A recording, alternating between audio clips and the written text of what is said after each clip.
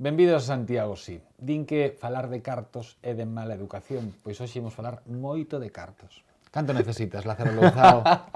Vaya forma de empezar. Así. Necesitamos pouco.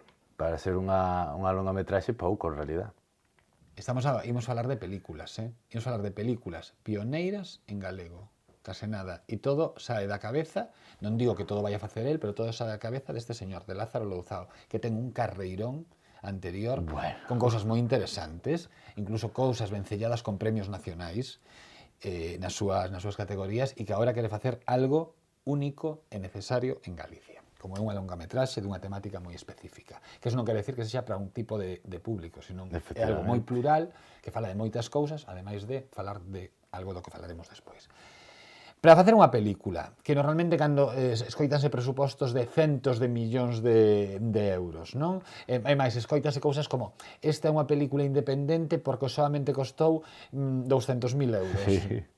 Sí, se unha peli independente costa 200.000, non sei como etiquetaría a miña, porque vale menos de 20. Menos de 20.000 euros. Ti tes así como unha explicación que dis: eu necesitar, para facelo dignamente, necesito 30.000 euros. Bueno, dignamente no. Non, dignamente apretando todo moitísimo. Para facela con 20.000, eu, por exemplo, non cobro nada. Claro. Eu lo hago por amar arte. Claro. Pero o que sí, podes chegar a facela incluso con 12.000. Sí, apurando moitísimo, sí. Moitísimo. Porque a peli está moi pensada. Está moi pensada, é unha historia que ten moi poucas persoaxes e moi poucas localizacións, co cal é moito máis barato rodar. A película chámase 9 de novembro e a película vai se facer sí ou sí porque todos imos poñer algo o necesario para que esta película se faga, simplemente por ser o polo feito de que alguén en Galicia queira facer dun xeito absolutamente independente unha longametraxe e abriu un camiño que non estaba. Entón, a película chámase 9 de novembro e eu penso que ca excusa de falar dunha relación de parella, ti falas de moitas outras cousas. Sí, falas de moitas cousas, pero o tema principal é a parella, o tema principal da historia é o fin do amor. Sí, pero o que menos importa aquí é que esa parella sexan dous homes. Sí, en certo modo, sí. Non? Aunque, bueno, ao pasar a historia no ano 89 e ao levar Roberto e Miguel, que son os protas, 11 anos xuntos, sírveme de excusa para falar da transición, para falar da represión do colectivo nesa época. Sí, claro, a ver, non é que puideras mudar, non, a poñer de repente a unha parella heterosexual en vez de poñer unha parella homosexual, non quero dicir iso, pero quero dicirte que ao final as rupturas, a dor, non da historia é universal, case. Claro, por suposto. Claro, ti tamén, por exemplo, tratas temas como é a SIDA, non? Que o foco da atención, ainda que despois se demostrou que era moito máis amplo, o foco da atención nese momento estaba nese colectivo. Claro, ti falas da represión, lóxicamente, a lei de vagos e maleantes. Claro, ademais, quería falar do SIDA, quería falar dunha relación entre dous homens nos anos 80 e que aparecese o SIDA, pero que o SIDA non se convertise no tema da película, porque en todas as pelis nas que sale o SIDA acaba sendo o tema principal. Claro. Eu non creo que nos 80 vivisen os 24 horas SIDA. Claro. Primeiro, explícanos un pouco como é a historia, porque a historia é un pouco complexa en estructura, non? Si, son os 4 últimos días na relación de Roberto e Miguel.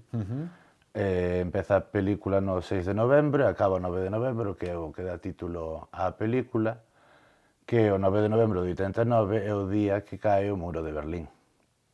Entón, a historia da caída da Guerra Fría tamén garda certa relación como unha especie de metáfora entre a microhistoria e a macrohistoria e como nos afecta. É que ti dis unha cousa moi, ou dicides na sinopse da película, dicides segredos e rancores que o resto do mundo non ve, separados por un muro que semella infranqueável. E a metáfora tamén é a metáfora histórica, porque nese momento tamén está a caer o muro de Berlín. Claro, porque ao final Pois quería traballar eso da microhistoria e da macrohistoria, non? Ao final, porque o que pasaba en Alemanha era un pouco como unha relación de parella. E cando cae o muro de Berlín é como unha reconciliación nacional, pero moi sentimental. A mí un episodio histórico que me apasiona por a parte sentimental que ten. Claro. E quería articulalo de forma que transcurrise paralelo a unha historia dunha parella de dúas persoas. Pero isto, aínda que a película ten poucos personaxes, ten poucas localizacións, é moi independente, ti sí que o que traballas é unha estructura narrativa curiosa, porque vai en varios tempos, non? Remata como cada un dos actos sempre cunha noite, non? Sí, queríamos que cada acto comezase co comencer e acabase co anoitecer, e no medio do día hai un flashback que retrocede varios anos en algúns puntos claves da relación de eles. Esos flashbacks sirven para ir ao ano 78, cando se coñecen, ao ano 82, 86. Entón, quería eso, facer unhas estructuras moi cíclicas de día e noite e cortalas pola metade con flashbacks. Aquí o que me parece rizar o rizo, non? A nivel de debut dunha longametraxe é facer algo histórico. Bueno, en certo modo, sí. Claro, porque as grandes produccións poden ambientar espazos, non? Tapar, poñer, digitalizar, pero claro, vos tedes que utilizar elementos moi contados para ubicar o espectador, claro, que non é o mesmo o 89 que o 78. Efectivamente, ademais a escena do 78 nun bar. Eso vai ser o máis complexo de todo, convertir un bar nun bar do 78 co presuposto que temos. E ese é, quizáis, a secuencia na que máis xente participa, Sí. non? De feito, teñolle pánico a esa escena, porque a rodaxe vai ser basicamente o equipo técnico eu e os dous actores, salvo nesa escena que o mellor hai 30 ou 40 extras, e unha secundaria con frases tamén falando ali na barra e tal. E como porque despois hai momentos, non?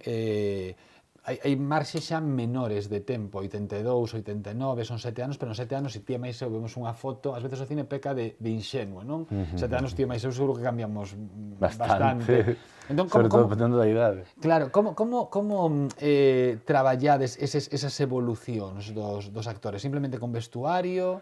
Pois con vestuario, maquillaxe e cambiaño de peinado, pero con todas as limitacións do presuposto, claro. Claro, por eso hai que axudalos moito, por eso hai que facer que ese presuposto máis preto dos 30.000 euros que dos 12.000. Vou explicar agora como se pode facer isto. Os actores que idade teñen? Teñen máis ou menos, 30 e pico, máis ou menos. E teñen que dar que arco de idade? Teñen que dar a idade que teñen. 30 e pico. Claro, pero nos flashbacks non son eles. Nos flashbacks son eles. Son eles, claro. Claro, nos 78 son 11 anos antes. Claro, teñen que ter 20 e poucos. Claro. O que pasa é que si teñen uns físicos que teñen... Sí, axudan moito. Axudan bastante. Son dous chicos aparentes. Pero unha historia que a mí me gusta moito fora da historia, que comentábamos antes de comezar a entrevista, é que ti, a estes dous actores, cando ti pos en marcha o proxecto de 9 de novembro é unha película que paga moito a pena, unha película que se vai rodar aquí en Galicia, unha película absolutamente independente que vai falar de moitas cousas, vai falar dunha relación de parella entre dous homes, co cal 9 de novembro convértese na primeira película de temática homosexual que se vai rodar en galego e en Galicia, fala eso da ruptura da parella, fala dun contexto histórico, fala dun colectivo, fala dunha represión e fala de sentimentos, sobre todo. Si fala sobre todo de sentimentos, e como ben diste, un montón de ingredientes secundarios aderezando a fórmula, porque tampouco quero aburrir a xente. Quero dicir, eu, aunque non faga un cine tipo Hollywood, eu non fago cine para aburrir a xente. E ter a dúas persoas discutindo, reconciliándose durante unha hora e pico, se non lle metemos máis matices... Lázaro Louzao, que grande eres. O sea, voume facer unha camiseta que diga eu non fago cine para aburrir a xente. Lázaro Louzao. Esa é a frase. Lóxicamente. É que, jolín, sabes, sin caer tampouco no hipercomercial, en darlle ao pobo pan e circo, hai moitos márxenes entre unha cousa e outra. Entón, o quería contar unha anécdota que a mí pareceme fascinante, é moi chula, que explica un pouco como o que ten incluso de familiar, non, este proxecto. Ti fas un casting para uns actores, para que veñan uns actores a gravar o material co que se vai publicitar todo este proxecto, que o que deixas moi claro é que ser os protagonistas do que se chama un teaser ou un tráiler non é ser o protagonista da película. Claro. Pero gustanche tanto os actores, ou gustan vos tanto o equipo, Que se converten nos protagonistas da película. que se convirten nos protagonistas da película. Sí, porque, bueno, eu supúxeno porque non pensei xa máis que me foran a vir os dous actores que me iban a cadrar perfectamente da película. E dixen, bueno, pois o casting virá quen virá e eu non vou a prometer en ningún momento que unha cousa vai levar a outra. Claro. Pero resultou que nos atopamos con Ademar e con Brais, que son uns actores estupendos, que lles encantou o proxecto do primeiro momento, implicanos un montón, e encaixábamos perfectamente cada un nunha das persoaxes, porque podíanos pasar que nos atopáramos dous actores xeniais, pero nos désemos dous para a mesma persoaxe. Claro. Parece que, non sei, foi un milagro. Ademar Silvoso, un dos protagonistas, pois pasou por diferentes escolas de artes escénicas e hoxe en día, por exemplo, está en El final del camino, a serie esta que se emite tanto na galega. De feito, están Ademar e Brais, coincidiron os dous na aí mesma antes serie. que aquí, sí. E ele está de xira con Caramuxo, Sí. con Caramuxo Vermello. E Brais, que é un rapaz de Betanzos, estivo ben de Casa Hamlet, que é unha institución no mundo teatral da Coruña, e bueno, está en diferentes series de televisión da galega, o sea, son dous actores incluso, o sea, que teñen experiencia. Sí, teñen experiencia e están empezando a despuntar os dous. Eu creo que a ver se nos facemos todos famosos á vez. Mira unha cousa, ti marcharas, estiveras... Marchei, sí, de feito, levaba 6 anos fora de Galicia. En Bilbao estabas. Estuve en Bilbao e despois 2 anos en Barcelona. E por que volviches? Volvín porque non había traballo, entonces hubo que volver a casa dos pais a replantearse que facer. E tamén porque botaba un pouco de menos Galiza, porque xa 6 anos son moitos anos. Eu son unha persoa galegofalante que vivín aquí toda a miña vida anterior, facíaseme un pouco difícil ás veces estar tanto tempo fora, xa estaba un pouco cansado de viaxar. Porque ademais facía cine en galego.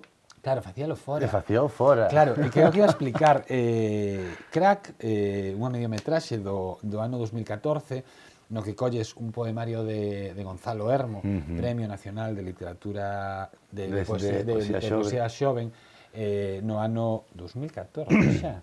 2014. Bueno, pero foi Premio Nacional co segundo. Co segundo, ese foi, claro, foi no 2015. Sí. No 2015 foi, claro, Sí, non? sí. Que xa me parecía que pasara demasiado tempo. Crack é un poemario de 2011. Claro, é que parecíame que pasara demasiado tempo dende que estivera aquí Gonzalo presentando a celebración. Claro, digo, non hai tanto. Pero ti colles Crack, o anterior traballo un traballo de 2011 de Gonzalo, faz unha mediometraxe cun poemario. En Bilbao creo que fora isto, non? Sí, sí. E en galego. En galego. Era unha mezcla de performance con videodanza en galego, rodada en Euskadi e en Cantabria, con equipo que había unha andaluza, eu era o único galego do equipo, e Gonzalo que narraba os poemas grabándomos el desde aquí e mandándomos. Pero mira, ahora non vayas de que eres moito máis normal na creación dos teus equipos, que tes a unha rapazada Atenas, Claro. É unha pedazo de rapaza. Falaremos del esta vez. Facemos un pequeno parón nesta conversa con Lázaro Louzao, que, insisto, vai rodar unha película. Eu falo en futuro real, porque ten que suceder. Vai rodar unha película que se chama 9 de novembro, que vai ser a primeira película que se vai facer en Galicia con, como explica moi ben Lázaro, non é a primeira película do cine galego que recolle algo que teña que ver con personaxes homosexuais, pero si vai ser a primeira película na que os protagonistas, a súa condición sexual, sexa que sexan homosexuais. Pero, aparte disto, a película é moito máis plural e de fondo tratanse moitísimos temas, tratanse temas que lle afectan propiamente ao colectivo, pero tratan temas tamén que teñen que ver ca situación histórica e momento no que están vivindo, porque a historia transcurre entre 1978 e 1989. Hai que poñer cartos, claro. Isto que tiña que dicir. Hai que poñer cartos para un crowdfunding. Pero unha cousiña como moi apañada, Facemos un pequeno parón nesta conversa e continuamos a falar con Lázaro. Libraría Couceiro, no corazón de Compostela. 5 plantas cunha ampla oferta para todo tipo de públicos. Literatura infantil e galega, guías de turismo, novidades en español. Dispoñemos dunha sección con numerosos exemplares en oferta. Na Praza de Cervantes, Libraría Couceiro. Oxe, María, mais eu temos unha aposta. Pero as apostas sempre é para quen fai mellor algo, non? Pois non, nos aquí, ou quen sabe máis que... A ver quen o fai peor, Quen o queres fai dicir. peor, sí. Comezamos logo. Sí, A contrafío. Sí, pero- De Horace Carl... Joris, eu diríame arriba, xa diría Joris. Joris Pois, Carl dalle. Huysmans. Ves, eu cando non sei pronuncialo, fago a pronunciación a español. Pronunciar letras tal Claro. cual. E así, pois mira, dentro do que cabe, Alejandro, perdón. comezamos. Alejandro de Sí. Munin. Perdóanos porque non sabemos Pronunciar o nome pronunciar do o nome autor. do autor dunha das últimas publicacións da súa editorial. De Munin, pois, a contrafío. Esta é unha obra que foi publicada no 1884, foi considerada a obra, digamos, a Biblia da decadencia. A Non min solamente en Francia, que foi no lugar Sí. onde se publica, senón... na maioría dos países europeos. Xusto. Hai unha cousa, eu non acabei de lela, lín un pouco, pero non acabei de lela. Entonces, non se trata dunha novela de intriga tradicional. Eu creo que iba pola páxina 30 e pico, E non chegara a non intriga. atopei a intriga. Bueno, Pero porque- sí é porque o certo protago- que atopei moitas das cousas que pon aquí. Claro, porque o protagonista, nun principio, ao mellor non apareceu a intriga, el adícase Ele é un duque que se retira a unha casa familiar a ver a vida. a dedicarse á contemplación, A contemplación, efectivamente. xusto. Entón, a mí chámame a atención varias cousas que pon na parte de atrás, porque pon convértese nun mito literario estéticamente sutil e refinado, neurótico, si é certo que xo atopei, soñador tamén. A condición da novela total da obra fai da lectura unha experiencia única, pois por calquera lugar polo que se abra atópanse reflexións, delirios, sátira, humor negro, ataques ao gusto das multitudes. Efectivamente, a mí me chama a atención, retírase para a contemplación, pero non quere que absolutamente ninguén o moleste, ni siquiera a xente que ten na casa para servilo. Porque le está contemplando. Sí, no, cubre todo con alfombras para non escoitar os pasos, incluso os obriga a levar unha roupa determinada para que cando pasan por diante das xanelas, pois non lles molesta a sombra. Chama a atención, e vou non deixar así no aire, tampouco vou facer unha reflexión porque non é o momento, pero di, o que dicía María, convértese, o que é o protagonista, este Duque, era así, Duque, sí. convértese nun mito literario estéticamente sutil e refinado, neurótico, lúcido, rebelde, radical e soñador. Mantén unha postura de brutal oposición á mediocridade, á superficialidade e ao conformismo coerdado. Sí. 1884, canto tempo pasou xa? Pois mira, E seguimos nas mesmas. A contrafío, o mellor non está tan lonxe de nos En cousas, non. considerada... De feito, no seu momento, pola xente nova, o sea, foi recibida con gran alegría pola xente nova, porque era rebelde e inconformista, precisamente. Un canto en contra da decadencia. A contrafío dun señor que non imos pronunciar ben o nome, editado por Hugin e Munin. Agora temos... Eu pensei que pasábamos da decadencia ao dadaísmo, pero penso que Non, o ten- dadaísmo non. Dada é o amigo invisible do protagonista pois desta obra para rapaces aproximadamente 10 anos, 10, 11, bueno, a partir de aí, de Xavier Frías Conde. Nero é o protagonista e ten un amigo invisible que é Dada. Entón o seu pai, digamos que non lle fai moito caso, os amigos invisibles sempre existiron. Claro. Os nenos, entón, di, Eu bueno, non pois tiven, será algo... Eu non tiven Eu non lembro, se eu tive non o lembro, pero eu bueno, non. sabes que é algo moi habitual, non? Bueno, pero o problema é que neste caso, Dada, que é o amigo invisible, move cousas. Entón, aí... Aí xa a cousa Algo hai. comeza... Tamén aparece outra muller protagonista que se chama Miren, que lembra que tamén tivo outro amigo invisible que ás veces ven, ás veces desaparece. Bueno, aí temos unha historia... A historia dos amigos invisibles. Dada o amigo invisible de Xavier Frías Conde, editado por Galaxia, como dicía María, para nenos a partir aproximadamente de 10 anos. E agora ven o típico libro que podes agasallarlo a calquera, porque é tan bonito. Pois é o novo álbum ilustrado de Calandraca, de Nadia Menotti. Bueno, en realidade... Eu voy a decir as Claro, ilustracións que Nadia Menotti é a que fai as ilustracións. Claro, o resto é unha adaptación, o texto é unha adaptación de Xosé Basteros a partir dun conto popular da India. Titúlase As pescadoras, e cando dis tan bonito, evidentemente te refires a ilustración. É que non son ilustracións ao uso, son fotografías de bonecos feitos con madeira, con, sabes, con pedras, con sacos, con arames. É unha auténtica... Mira, as pescadoras, carredes, os preciosidade. O sea, que sí. A historia é eso de tres pescadoras que volven un día de treboada. Pero para as súas casas. Pero todo que a ilustración, se calquera ten un mínimo de sensibilidade cara aos libros e cara ás ilustracións... A casa feita con cartón e con ganchillos... É unha auténtica... ben bonito. Bueno, estas tres mulleres chegan a casa dunha señora, hai un can, hai unhas flores... E a señora cultiva flores para vender no mercado. E é quen lles deixa a casa para resguardarse desa treboada que as colle chegando de volta á súa casa. Pois as ilustracións deste álbum ilustrado, lóxicamente por se non sería un álbum ilustrado, se non tivera ilustración, non son unhas ilustracións ao uso, sino que son fotografías, pero a verdade é que das cousas máis bonitas que eu vin neste tipo de libros nos últimos tempos. De Nadia Menotti, As pescadoras, editado por Calandraca. A historia dun rapaz que ten un amigo invisible que aínda por riba move cousas está recollida aquí, Dadá, o amigo invisible, de Xavier Frías Conde, editado por Galaxia. E a contrafío de un señor que ten un nome moi complicado e que é un canto en contra da decadencia que asolaba Francia e Europa a finais do século XIX.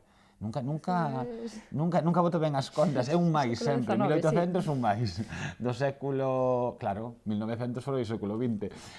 Do século XIX, pois está recollido aquí en A Contrafío, editado por Hugging e Munin.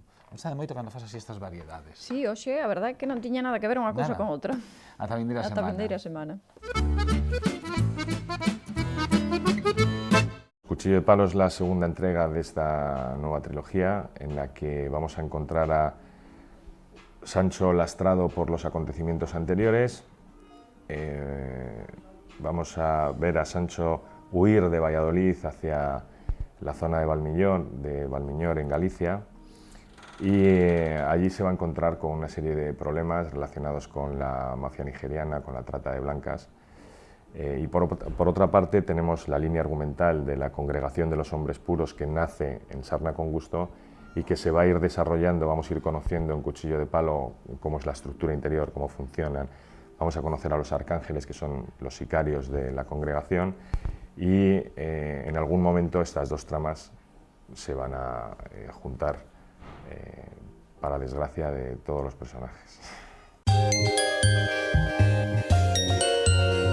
Yo no sé escribir, no fui a ningún taller de escritura, yo me lancé a escribir como buenamente sabía o podía, y lo único que hago es recrear escenas en mi cabeza. Yo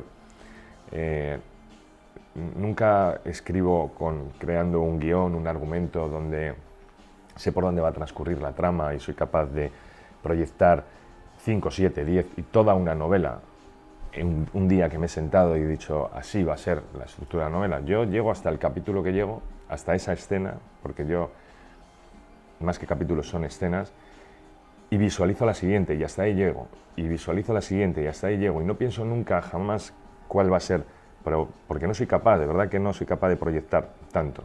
Ahora, a esa escena en concreto la doy sentido, esa escena está ahí por algo, no porque sea una escena de transición y cuento algo, no, esa escena en concreto es la que a mí más me importa de toda la novela. Hasta ahí llego y cuando termino empiezo con la siguiente escena.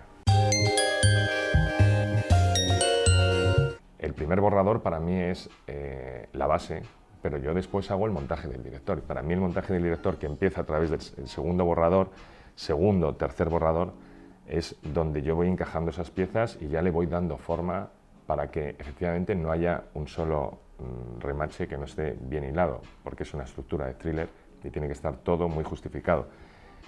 Y a partir del tercer, cuarto borrador es cuando empiezo a escribirla bien. Cuando empiezo a pensar en que esto va a llegar a personas que además de contar una historia tienes que contarla bien y tiene que dejar algo de pozo. Y no es lo mismo contar una escena de acción que hacer una descripción, tienes que utilizar distintas técnicas narrativas, pero yo cuando estoy creando el argumento no pienso en eso. Cuando uno no tiene la seguridad de que la primera vaya a funcionar, como tengas escritas las otras dos, es posible que no las publiques incluso, porque las editoriales hoy en día no te hacen contratos por trilogías o por años ni nada por el estilo, sino que si funciona la anterior te contratan la siguiente y así va.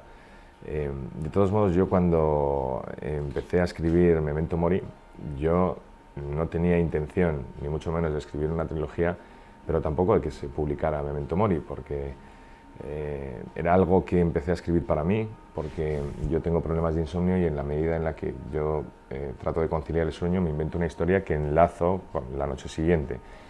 Y una de estas versaba sobre un tipo que cae en la sociopatía, me empecé a informar sobre la sociopatía y todo esto me interesó y lo quise encerrar en papel, pero no con la pretensión de publicarlo. Lo que pasa es que luego vino todo como muy rodado y yo he tenido mucha suerte para entrar muy rápido en una muy buena editorial como fue Suma de Letras, antes en Santillana y ahora en Penguin Random House y ahí empezó todo el lío, pero te aseguro que uno no planifica si voy a escribir una trilogía para... Y eso que vengo del marketing. Para mí, el secreto para conseguir que un lector se meta dentro de la novela es que haya un anclaje en la realidad. Todo el mundo sabe que esto es ficción, pero si tú consigues que el lector empatice con alguno de los personajes y realmente se meta en su piel, como me meto yo a la hora de escribir, la conexión hace que viva la novela de otra forma distinta. En Sarna con Gusto yo he tenido comentarios de lectores realmente cabreados por los acontecimientos de Sarna con Gusto. Y eso en una parte me gusta mucho porque me demuestra que los lectores consiguen empatizar con esa víctima, con esos acontecimientos que les hacen sufrir, ¿no? Y esto va un poco en ese sentido, ¿no? El hecho de que utilice citas de mis propios personajes, que no es en la única novela que lo hago, lo he hecho en varias novelas. Otras veces utilizaba trocitos de canciones, pero las citas de mis personajes tienen ese sentido, ¿no? Como que sean anclajes a la realidad. Vou vos contar unha cousa, vou repetir unha cousa. É o seguinte, hai aquí un señor que se chama Lázaro Louzao, que é un artista estupendo, que vai rodar unha película que se chama 9 de novembro, que é unha película que vai ser a primeira película. Tampouco me gusta moito repetir isto, sí, Lázaro. Porque tampouco é só iso. Pero... Que non é só iso. Me iba a dicir que é a primeira película de temática... Pero bueno, non é unha etiqueta que nos moleste para nada, no. Que se repita, tampouco pasa nada. Pero bueno, que non é únicamente isto do que estou a falar. Non é simplemente unha película, a primeira película de temática gay rodada en Galicia. Insistimos, non é a única película que tocou a temática, pero que esta os dous protagonistas teñen esa condición sexual, pero fala de temas universais, fala da ruptura do amor, da perda do amor, fala do acecho do que pode estar detrás unha enfermidade, fala dun contexto político, fala de moitas cousas que ao final son universais. Pero claro, para facer esta película, cun presuposto moi axustado, este home necesita cartos. Sí, vamos facer, este venres sae, unha campaña de crowdfunding que para os que non estén familiarizados co término é unha campaña en internet onde hai unha serie de aportacións que a xente pode dar se lle interesa o proxecto. No caso de 9 de novembro vai dende os 3 euros ata os 500 e según o que se aporta se reciben unhas recompensas ou outras. Contanos así por riba. Dos 3 euros, dixeches? Sí, dos 3 euros. E por 3 euros que levas? Por 3 euros levas o visionado online da película cando este acabada. Vale. Un link para verla. Sí. O podes... Sodes ben baratos, porque 3 euros xa non costa ningunha entrada case para ir ao cine. Non sei se as de Cine Europa ou así costarán 3 euros. Sí, pero bueno, que tampouco podemos pedir... Moi ben, 3, máis. DVDs, sair de extra na película tamén. Sair de extra na película é unha recompensa. Tamén unha das recompensas. sair nos créditos, nos agradecementos, sair como productor. Se tes unha empresa e queres asociala a este proxecto, tamén poñer o logo da túa empresa nos créditos, un montón de cousas, unha copia do guión firmada, moitas recompensas. O sea, hai moitas recompensas, pero claro, a marxe as posibilidades de inversión son moitísimas tamén. Claro, porque queremos abarcar a toda a xente, que unha persoa que simplemente ten interese en vela poida facer unha precompra dese visionado online por 3 euros, e xente que se queira implicar máis no proxecto, aparecer nos créditos, incluso sponsorizar ca súa empresa, poidan aportar máis. Eu conto vos como vai isto porque eu teño feito eu teño participado en algunha campaña de micromecenazgo, entón é moi sinxelo. En que plataforma é de lo facer? En Berkami. En Berkami, eu fixeno en Berkami. É moi sinxelo, ti escolles a opción que queres metes en Berkami, buscas o proxecto de 9 de novembro, e entón ali xa ves, normalmente nun cacho da pantalla, pues, a ver, algún teaser ou algo, e está toda a explicación do proxecto, e no outro lado así hai unha ringleira onde están todas as recompensas. Entón ti escolles a que queiras, podes coller dúas se queres, ti escolles as que che apeteza. E pinchas, entras a formar parte dese proxecto, pero aquí vas vendo como vai evolucionando o proxecto, vas vendo as aportacións. Pero o que é máis importante é que ata que o proxecto non está completo, ti non perdes non invirtes, de aquí non perdes, sempre gañas. Non invirtes no proxecto. O sea, non é que a ti desaparecen os 20 euros en canto faz. Non, cando este o total do que esta xente necesita é cando, si, che retiran e despois a xente, normalmente, o 99,9% dos casos, é moi cumplidora e incluso sempre... Si, eu antes de lanzaré unha campaña de crowdfunding, participei en varias de artistas que seguía e que admiraba, pois que pedían axuda para o seu próximo disco ou para o seu próximo proxecto, e sempre nunca tuve ningún problema, sempre recibín as recompensas cando tocaba recibilas, e o que comentabas de que non che cobran o que aportache ata que se alcanza a meta, porque enténdese que se non alcanzache a meta total, pois ese proxecto ou non o vas facer ou vas ter que repensar como facelo, pero se pides 10, non o podes facer con 5, lógicamente. Pero a ver, pensemos unha cousa, un pouquiño de sentido común. Eu entendo, esta frase que a mí me gusta moito dos vellos dos tempos están moi achuchados, pero ao final todos podemos aportar. Todos, non me atrevo a decir todos, pero podemos facer un esforzo, non? E intentar aportar, pois, o que poida cada un. 3, 5, 10, 20, 30, se teñen unha empresa, invirtan tamén noutro tipo de publicidade, está moi ben a convencional, pero ao final tamén apostar por alguén novo, por alguén que está facendo un cine diferente e que quere rodar en Galicia, en galego, paga moito a pena. Tiñades tamén, non sei se aínda están funcionando, dúas opcións que eran moi interesantes, que unha era produtor asociado e produtor executivo. Sí, produtor executivo era unha opción para os que queiran entrar no proxecto de cheo e participar tamén nos beneficios do proxecto. Isto está fora do crowdfunding. Isto está fora do crowdfunding porque nun crowdfunding non se pode ofrecer como recompensa un porcentaxe de beneficios. Xusto. E, bueno, por 800 euros recibes o 5% dos beneficios que poda ter a película. Que a mí parece relativamente pouco, porque a película vai se mover moito. Non, está moi ben, o 5% está moi ben. Beneficios. Bueno, xa non é unha cuestión de beneficio. Aparte, podo dicir a cantidade que aporta o produtor executivo. Aporta 800 euros. Sí, acabo de... Dixéchelo, perdón. É que me parece unha cantidade tan mínima, non, que claro, aporta 800 euros. E o produtor, esos son os executivos, e os asociados aportan... Os asociados aportan, aínda non se sabe. Non se sabe, perdón, non me vou meter. Porque eso era unha tarifa que había antes do crowdfunding. Antes do crowdfunding. Ahora vai haber outra. Vale, pois entón non me meto, pero tamén poden ser produtores asociados de este proxecto de 9 de novembro. Falemos un poquinho do equipo, así por riba.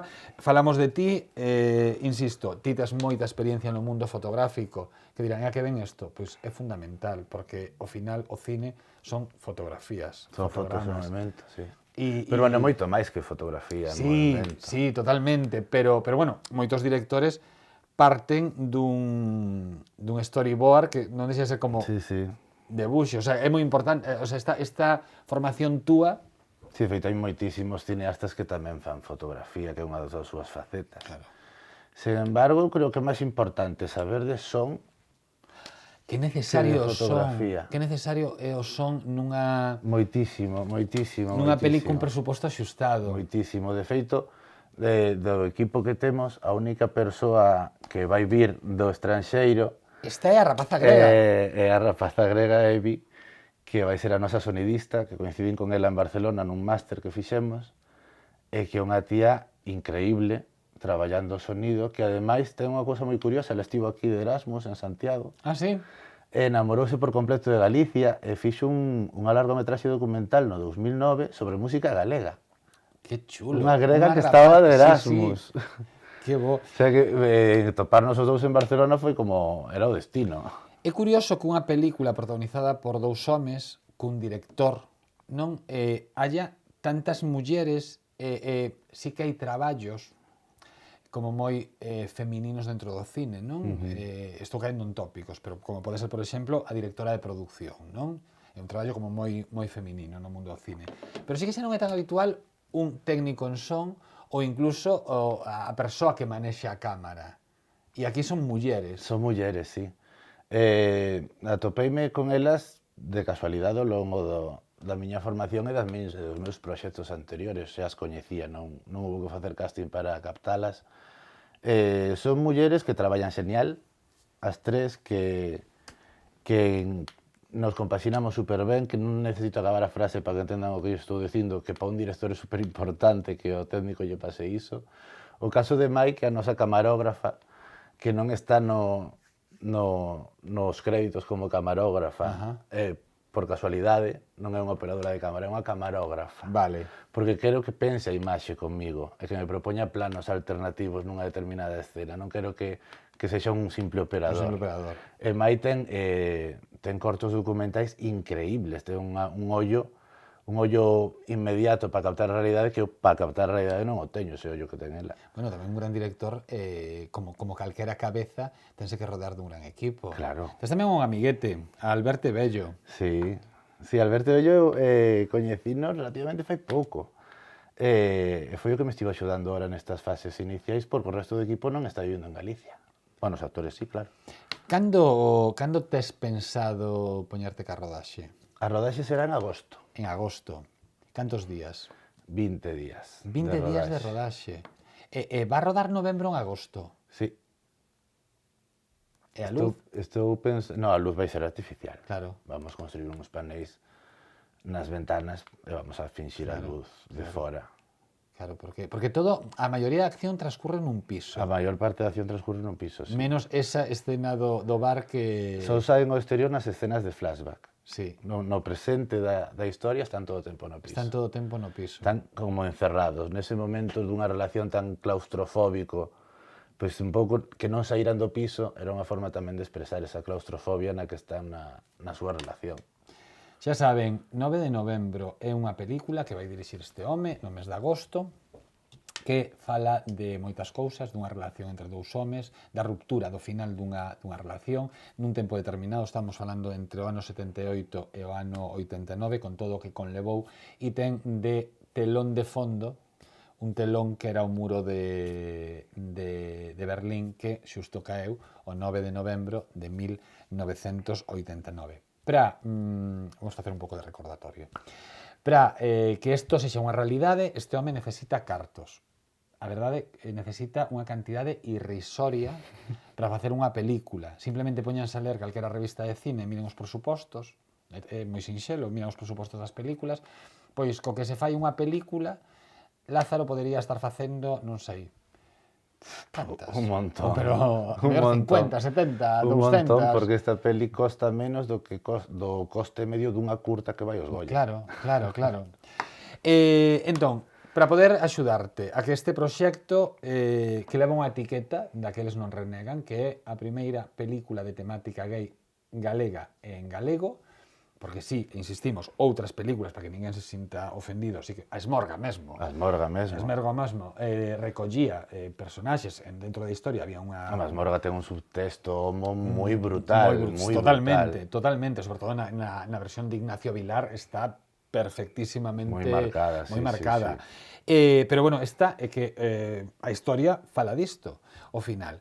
Entón, para axudarte, a partir do día 3 de A partir febreiro do día 13 ata o 26. ata o 26, hai que entrar en Berkami, berkami.es. Berkami. Bueno, está aparecendo nos printers. Entón, hai que entrar en Berkami, buscar a película de 9 de novembro, e aí verán que hai unha serie de recompensas, porque vostedes sexan micromecenas. Acórdanse dos mecenas estos, os italianos, que tiñan moitos carros, pois todos podemos ser ricos e italianos e axudar aos artistas. Entón, hai cantidades dende os 3 euros, que non é nada, ata os 500 euros. Efectivamente. E se teñen unha empresa ou se vostedes queren convertirse ou debutar no mundo do produtor executivo, aporta unha cantidade máxima de 800 euros e aí xa, isto xa non vai dentro do micromecenazgo, pero isto xa entra noutro tipo de, xa a recompensa xa son beneficios. Que máis se pode pedir? Efectivamente. Que se faga. Efectivamente, que se faga. Agosto rodaxe. Agosto rodaxe. E estrea? Estrea a principios do ano que ven. Moi ben. Ai, Lázaro, que vaya todo moi ben, de verdade. É que non sei, a min que me ten moi boa pinta todo este proxecto. Pois gracias, espero que vaya ben. E que toda a ilusión e tamén bueno, é outro tipo de cine, pero non solamente, digo, facer cine que recolle a época da transición, facer cine de época, e a época non é simplemente a época dos miriñaques, e claro, eu teño moi boas vibracións, Pois alégrome de Casteñas. Pero facemos unha cousa, agora viñeches pedir cartos, pero xa cando a cousa este máis asentada, podes volver a falarme xa de realidades. Home, claro, eso espero voltar. Pódome converter, se ti queres, no entrevistador oficial. Vale, pareceme ben. Da peli. Eres o trovador de 9 de novembro. Gústame moito, gústame moito. Lázaro, moitas grazas. Gracias a ti. Xa sabemos o que temos que facer. Temos que involucrarnos todos nesta película 9 de novembro a través de Berkami e axudalo. As cantidades son moi pouco, van dende os 3 euros aos 500. Refírome moi pouco porque, dependendo de cada un, poñen poñer 3, 5, 10, 20, 30, e a verdade é que ese chisquiño que nos aportamos, ao final, como somos moitos, pois logramos que unha película saia adiante. Unha película en galego, de Galicia, e cun tema que ata agora non se tratara, que era unha relación homosexual no mundo do cine, pero que a película vai estar rodada na Coruña, non? Na Coruña, sí. Por eso, xa, que é todo como moi noso. Grazas, Lázaro. Marchamos, estamos en Santiago, sí, en Correo Televisión, sexan moi felices.